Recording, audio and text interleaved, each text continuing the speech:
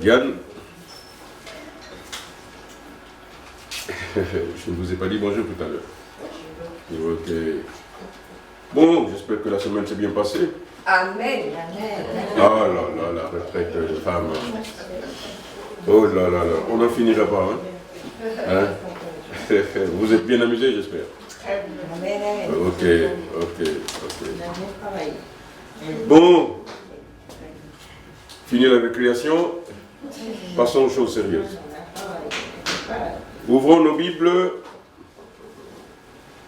à la première épître aux Thessaloniciens, chapitre 4, versets 3 à 4. 1 Thessaloniciens, chapitre 4, versets 3 à 7. Je vous donne lecture. Ce que Dieu veut, c'est votre sanctification. C'est que vous vous absteniez de la débauche. C'est que chacun de vous sache posséder son corps dans la sainteté et l'honnêteté, sans vous livrer à une convoitise passionnée, comme font les païens qui ne connaissent pas Dieu.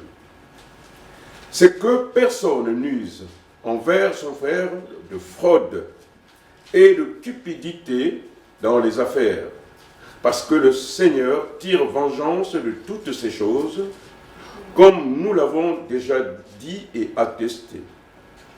Car Dieu ne nous a pas appelés à l'impureté, mais à la sanctification. Celui donc qui rejette ses préceptes ne rejette pas un homme, mais Dieu, qui vous a aussi donné son Saint-Esprit. Amen. Au regard de ces passages bibliques que l'apôtre Paul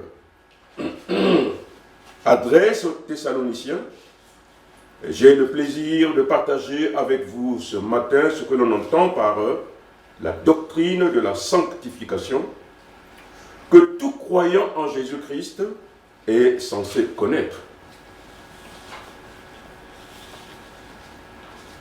Si l'homme de la rue vous pose la question de savoir ce que c'est que la sanctification, quelle réponse serez-vous tenté de lui apporter? Diane, qu'est-ce que c'est que la sanctification pour toi? Dis ce qui te vient à l'esprit. Tu fais appel au Seigneur? Hein? Lydie. Moi je dirais que c'est la purification du cœur. Parce que si on n'est pas purifié, on ne peut pas voir Dieu. Le mot purifié rentre en ligne de compte. Qui peut compléter? La sanctification, c'est le fait d'être saint. Puisque sanctus, c'est être saint. C'est aussi ça? Ma sœur Marie? C'est une approche de Jésus qui est lui-même saint, Oui. pour que nous soyons à notre tour saints, mis à part et Oui. purifiés. C'est ce qu'on va voir. Vous avez vu, hein? La sanctification. C'est facile de dire non, la sanctification, mais qu'est-ce que c'est que la sanctification? Si l'homme de la rue, jamais vous apostrophe, vous pose la question, mais j'entends parler de la sanctification. C'est aussi simple que ça. Nous le connaissons tous, nous le savons tous. La doctrine relative à la sanctification présente un grand intérêt en ce qu'elle permettra à certains d'approfondir leur connaissance et à d'autres de connaître ce qu'elle est réellement et en quoi consiste-t-elle. Pour cela, nous allons dans une première phase examiner les différentes significations liées à la sanctification, tandis que dans une deuxième phase, nous allons analyser les divers moyens de sanctification, et enfin, dans la dernière phase, nous traiterons du but réel de la sanctification. Alors, on va passer aux différentes définitions relatives à la sanctification. D'après le dictionnaire Larousse, La sanctification est l'action de sanctifier. Voyez-vous? Elle vient du mot latin sanctus, qui signifie saint, et de facere, qui signifie faire. Ainsi donc, sanctifier veut simplement dire rendre saint. Dans le nouveau dictionnaire biblique, la sanctification est le fait de se sanctifier et par conséquent donne lieu à plusieurs sens, à savoir, petit point. Premier point, rendre saint, purifier, comme l'avait dit notre sœur Lydie, mettre à part, comme je venais de l'écouter de la bouche de ma sœur Marilyn, mettre à part pour Dieu, lui consacrer des personnes, des objets, des jours, etc. Nous avons vu longuement lorsqu'il a s'agi d'étudier le tabernacle que les sacrificateurs étaient sanctifiés pour leur service par une onction d'huile sainte, en étant revêtus d'habits consacrés par des sacrifices et par le sang expiatoire des taureaux ou des boucs. Le tabernacle, les ustensiles et l'autel aussi étaient sanctifiés par des sacrifices et par le sang expiatoire des taureaux ou des boucs. Et l'Éternel collaborait à cette sanctification en manifestant sa gloire et en venant habiter dans le sanctuaire. C'est ce que nous dit la Bible dans le livre de Exode, chapitre 29, versets 42 à 45. Petit 2, c'est-à-dire le deuxième point, le deuxième sens, sanctifier, c'est honorer, glorifier Dieu, son nom ou Christ.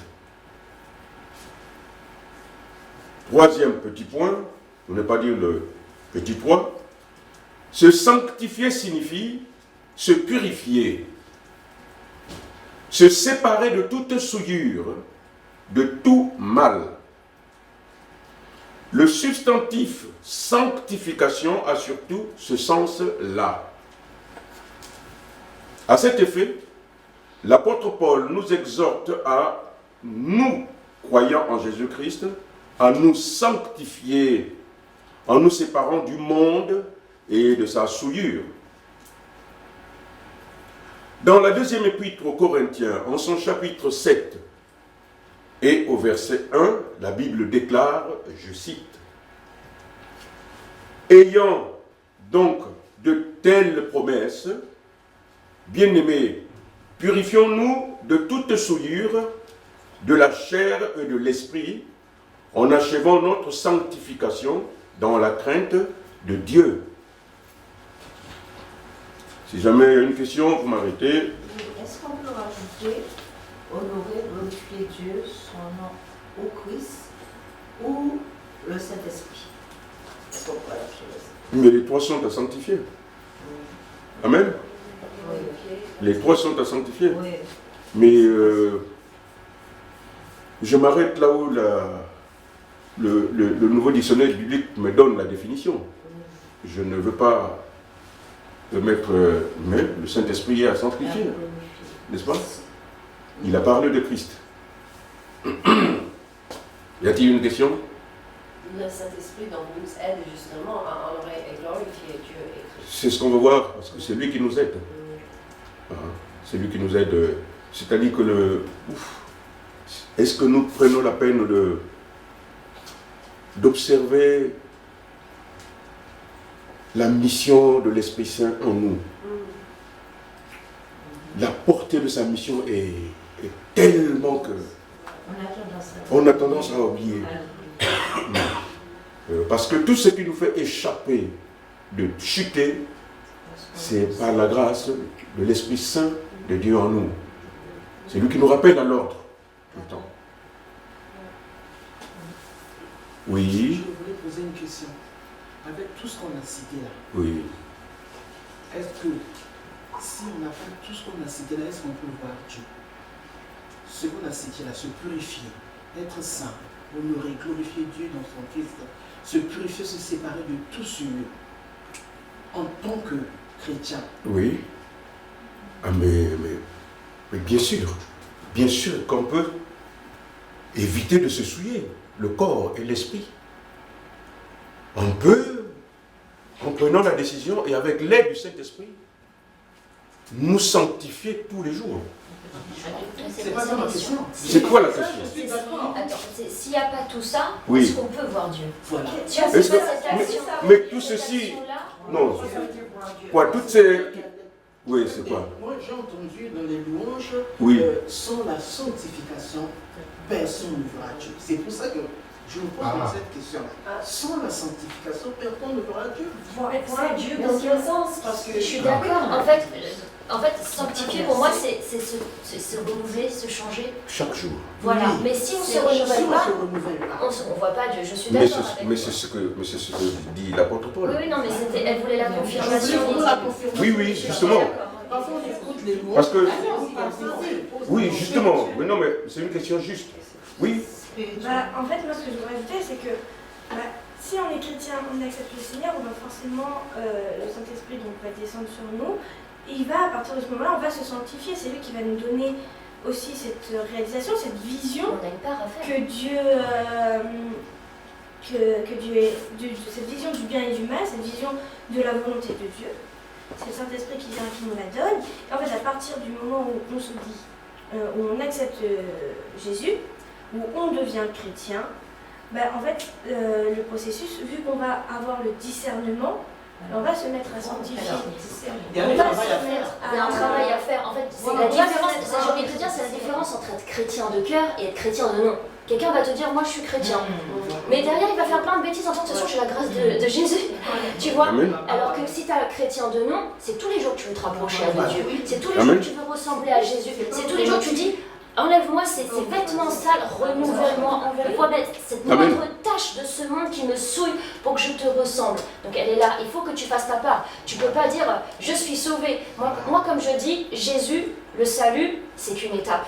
La vraie étape, c'est tout le chemin que tu fais avec Dieu. C'est ça que Dieu voit. En fait, c'est comme une voiture. Jésus, c'est l'essence. Après, c'est ce que tu veux faire avec ta voiture. C'est la destination qui est la plus importante. Donc, tu as une part à faire. C'est facile de dire, moi, je suis sauvé. Moi, je peux être sauvé et rester dans mon lit. Franchement, je veux dire, Dieu va me bénir. Tout va me tomber sur moi. Non, en fait, il faut vraiment que tu aies une part à faire. On va continuer. Merci beaucoup pour tous ces éclaircissements. Amen. En effet, tout ceci se résume au fait C'est de... une bonne question, Lydie. Vraiment. Moi, j'appelle, il y a de cela 2 ou 3 ans, lorsqu'on était dans l'ancien bâtiment, au cours d'une étude, moi j'ai appelé ça le chemin de la sanctification.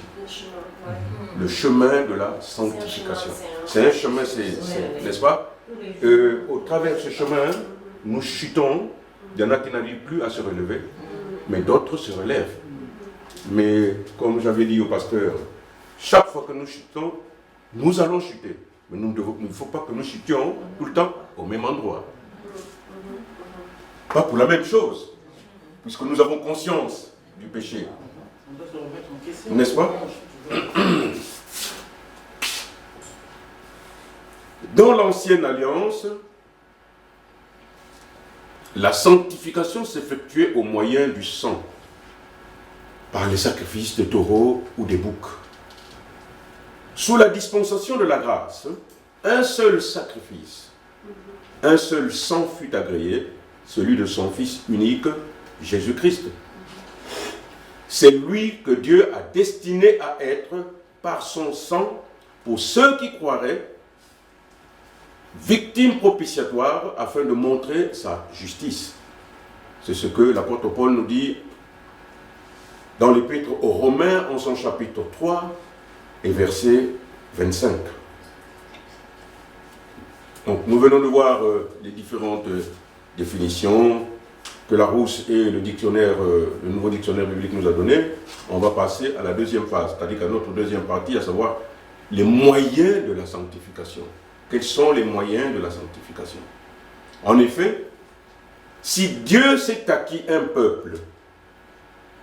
Quel est ce peuple que Dieu s'est acquis? Juif. Sous quelle alliance? L'ancienne ou bien la nouvelle? L'ancienne alliance. Ta question. Amen. Oui.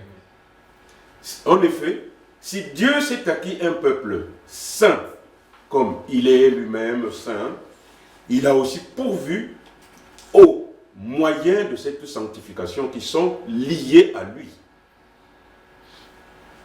C'est Dieu qui nous sanctifie. La Bible déclare dans le livre de Lévitique, en son chapitre 20 et au verset 7 et 8, je cite, « Vous vous sanctifierez et vous serez saints, car je suis l'Éternel, votre Dieu. Vous observerez mes lois et vous les mettrez en pratique. Je suis l'Éternel qui vous sanctifie. » Amen. Dans le livre de Exode, au chapitre 31 et au verset 13, nous pouvons lire, je cite, « Parle aux enfants d'Israël et dis-leur, vous ne manquerez pas d'observer mes sabbats, car ce sera entre moi et vous, et parmi vos descendants, un signe auquel on connaîtra que je suis l'Éternel qui vous sanctifie. »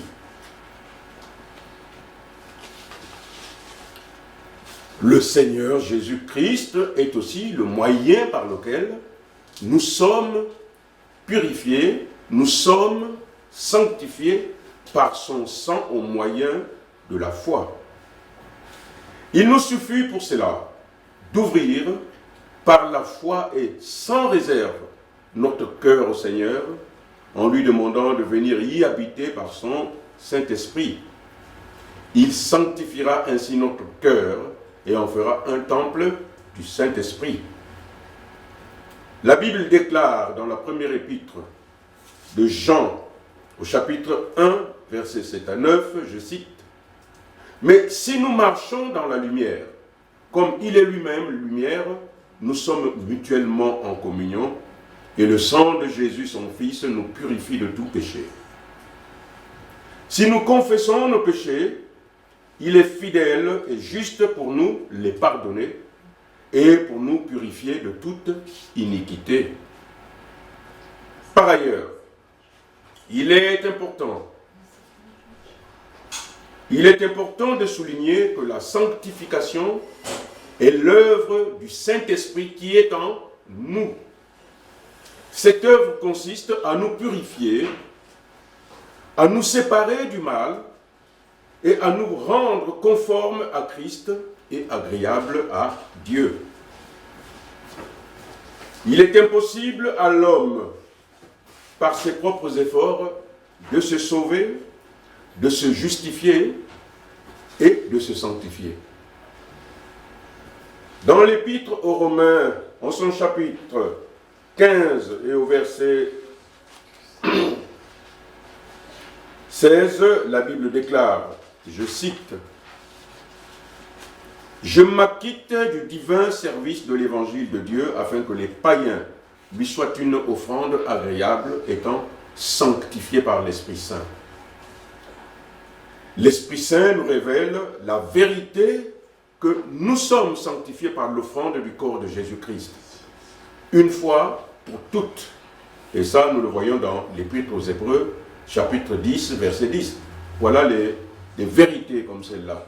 Nous sommes sanctifiés par l'offrande du corps de Christ, une fois pour toutes. Pour nous sanctifier, l'Esprit Saint se sert surtout de la parole de vérité qu'il a inspirée et de la prière qu'il nous inspire aussi.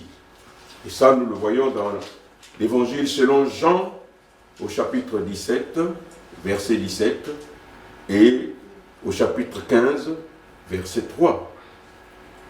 L'Esprit Saint nous révèle ce que l'homme naturel, c'est-à-dire irrégénéré, ne peut connaître. Il nous conduit et nous guide selon la vérité, car nous sommes son temple qui doit demeurer saint. Dans la première épître aux Corinthiens, en son chapitre 6 et au verset 19 et 20, la Bible déclare, je cite, « Ne savez-vous pas que votre corps est le temple du Saint-Esprit qui est en vous, que vous avez reçu de Dieu, et que vous ne vous appartenez point à vous-même, car vous avez été rachetés à un grand prix.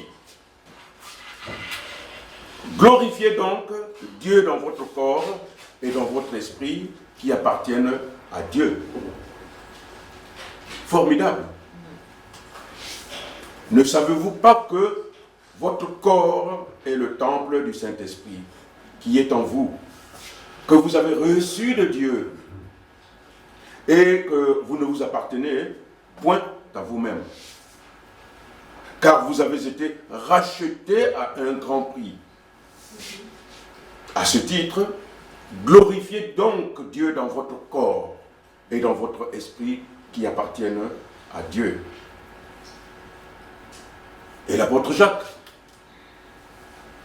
en abondant dans le même sens, déclare, je cite, « Pour vivre une religion pure et sans tache, nous devons nous préserver de toute souillure. »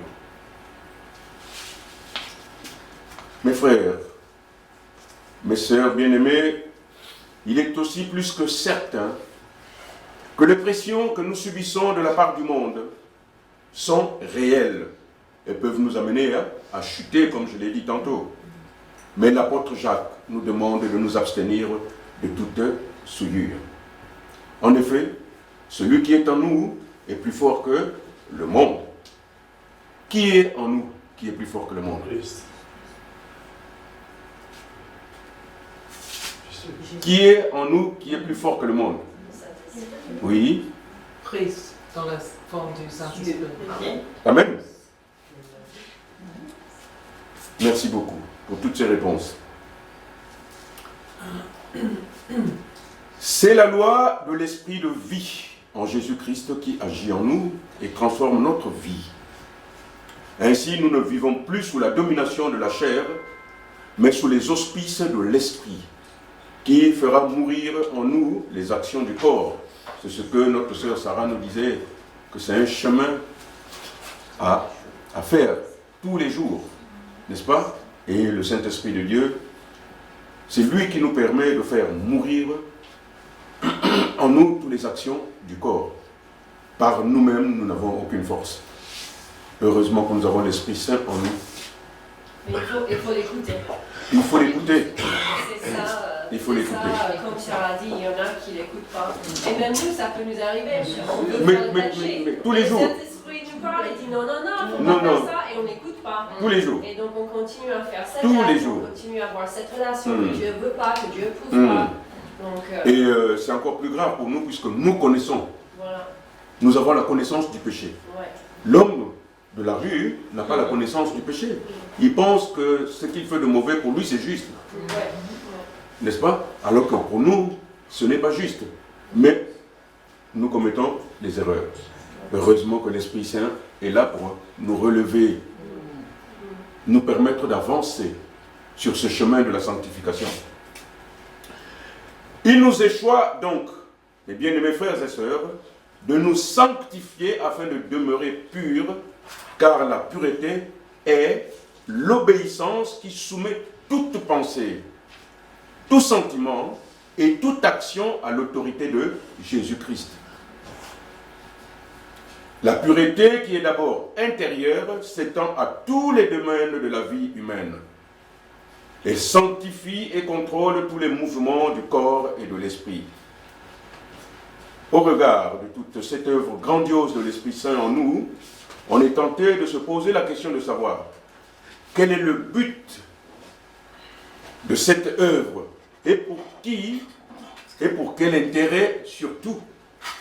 C'est ce que nous allons essayer de comprendre dans la troisième partie. Le but de la sanctification. En effet, l'Esprit Saint a la lourde charge de veiller et de conduire le croyant en Jésus-Christ selon la vérité, car il nous fait grandir et nous fait croître dans la sanctification. C'est l'Esprit Saint qui nous sanctifie tout entier, afin que tout notre être, à savoir le corps, l'âme et l'esprit, soient conservés irrépréhensibles lors de l'avènement de Christ. Jésus, notre Seigneur et Sauveur. À l'avènement du Seigneur Jésus, nous devons être trouvés sans tache, irrépréhensibles. Voilà le but ultime pour lequel tout croyant en Jésus-Christ doit être poussé à la sanctification. Si je reprends la même phrase, vous avez l'Esprit Saint qui nous sanctifie tout entier afin que tout notre être, à savoir le corps, l'âme et l'esprit. Mais en parlant de l'âme,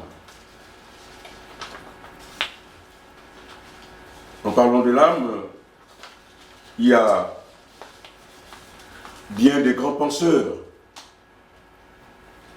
qui ont eu des discussions sur ce que c'est que l'âme.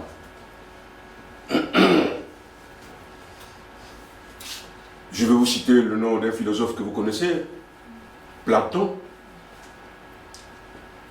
qui, on lui pose la question, mais qu'est-ce que l'âme, selon toi? Il dit, l'âme est une exilée en ce monde. Une exilée en ce monde. Une exilée, c'est quelqu'un, vous savez ce que c'est qu'un exilé, n'est-ce pas? Et donc pour lui, l'âme dans ce monde est une exilée simplement. Hein? Il dit, elle est une exilée en ce monde. Originellement, elle avait sa patrie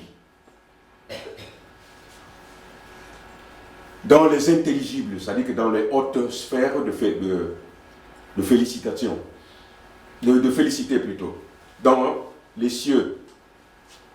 Elle en a été détachée. Elle est tombée dans un corps. L'en voici captive. L'âme devient captive dans ce corps dans lequel elle est tombée. Au point où, dans la plupart des cas, d'avoir même perdu toute mémoire de ce qu'elle fut et d'ignorer qu'elle est une âme. Alors elle devient cette médiocrité psychosomatique que l'on appelle un homme. Magnifique. Elle s'est exilée dans ce monde dans lequel elle est devenue captive dans un corps. Et ce corps qu'on appelle l'homme. Jusqu'à même oublier qu'elle était une âme.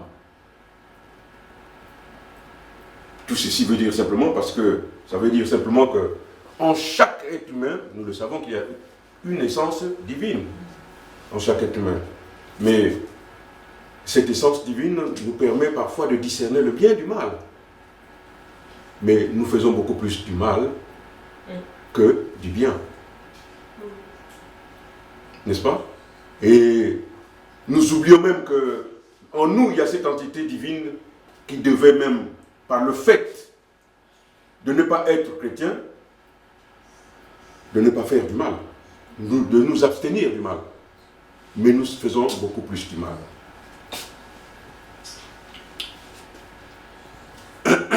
Et Socrate a eu des discussions avec un autre philosophe, Calliclès. Il dit, mais pour Calliclès, la vie, c'est quand vous avez vécu, c'est fini. Vous mourrez, ça suffit. Il n'y a plus rien. Ça, c'est Calliclès. Et Socrate de lui dire qu'il y a quelque chose à travers ce qui se passe et qui ne passe pas. C'est ce qu'il fait de lui. Ce que j'ai fait s'évanouit, ce que j'ai fait de moi demeure. Je serai à jamais ce que j'ai fait de moi. Qu'est-ce qui emporte les traces? mon âme de tout ce que j'aurais fait. D'où l'importance de l'âme en nous. Il continue. Ces traces s'y imprimeront indéléblement pour l'éternité. La mort n'y changera rien. Tout ce que nous aurons fait, de bon comme de mauvais ici sur terre, s'est imprimé dans l'âme. Et la mort ne peut rien effacer. Et il continue, il dit, c'est pourquoi, il dit, pour l'éternité, la mort n'y changera rien. Je serai cette âme, belle ou hideuse. C'est pourquoi il est important, écoutez ce qu'il dit, c'est pourquoi il est important de veiller à la qualité de son âme. De ne pas l'avilir en commettant une injustice et, si par malchance on l'a commise, l'injustice, le péché, d'effacer la souillure en acceptant d'expier. C'est ce que nous, les chrétiens, nous faisons. Hein? Nous reconnaissons notre péché. Qu'est-ce qu'on va? On va au pied du maître pour confesser nos péchés. Voilà ce qu'il dit. J'ai trouvé ça formidable. Nul ne pense donc son âme sans penser l'éternité de son âme. Le corps physique s'éteint, mais l'âme continue. Amen. Ça, c'est Socrate. Ça, c'est Socrate. Wow. Ça, c'est Socrate. En conclusion, je vais simplement lire l'Épître aux Romains, chapitre 13, verset 12. La nuit est avancée, le jour approche. Dépouillons-nous donc des œuvres des ténèbres et revêtons les armes de la lumière. Amen. Amen. Merci de m'avoir supporté. Merci. Merci.